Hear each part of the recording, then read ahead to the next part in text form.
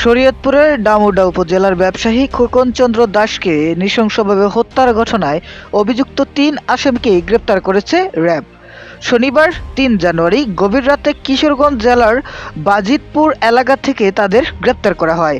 একটি বিশ্বস্ত সূত্র জানায়, র্যাব ১৪ CPC-2 কিশোরগঞ্জ ক্যাম্পের একটি দল কোম্পানি কমান্ডার ASP শাহজাহানের নেতৃত্বে শনিবার রাত আনুমানিক ১টার দিকে অভিযান চালিয়ে ৩ জনকে আটক করে।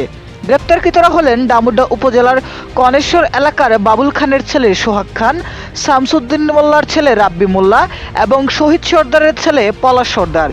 এ বিষয়ে শরীয়তপুরের পুলিশ সুপার রওনক জাহান জানান, নিহত খোকন চন্দ্র দাস মৃত্যুর আগে এই ৩ জনের নাম উল্লেখ করে গেছেন।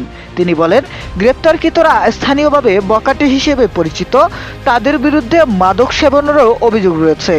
এর আগে গত বুধবার ঘটনার দিন রাত ৯টার দিকে ডামুড্যা উপজেলার কনেশ্বর ইউনিয়নের কেওড়ভাঙ্গা এলাকায় দোকান বন্ধ করে বাড়ি ফেরার পথে খোকন চন্দ্র দাসের উপর হামলা চালানো হয়। দুর্বৃত্তরা প্রথমে তাকে কুপিয়ে জখম করে এবং পরবর্তীতে দুর্বৃত্তদের চিনে ফেলায় তার শরীরে পেট্রোল ঢেলে আগুন ধরিয়ে দেয়। পরে উন্নত চিকিৎসার জন্য তাকে ঢাকা পাঠানো হয়। বৃহস্পতিবার দুপুরে জাতীয় বার্ন অ্যান্ড প্লাস্টিক সার্জারি ইনস্টিটিউটে তার ক্ষতস্থানে অস্ত্রোপচার করা হয়। চিকিৎসকরা জানান, তার শরীরের প্রায় ৩০% দগ্ধ হয়েছিল।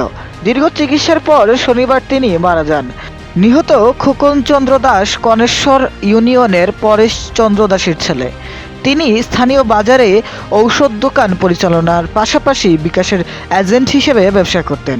এ ঘটনায় বৃহস্পতিবার রাতে নিহতের বাবা পরেশ চন্দ্র দাস বাদী হয়ে ৩ জনকে আসামি করে ডামুড্যা থানায় একটি মামলা দায়ের করেন। এই নৃশংস হত্যাকাণ্ডে জড়িতদের দ্রুত বিচার ও দৃষ্টান্তমূলক শাস্তির দাবি জানিয়েছেন স্থানীয় এলাকাবাসী ও স্বজনরা।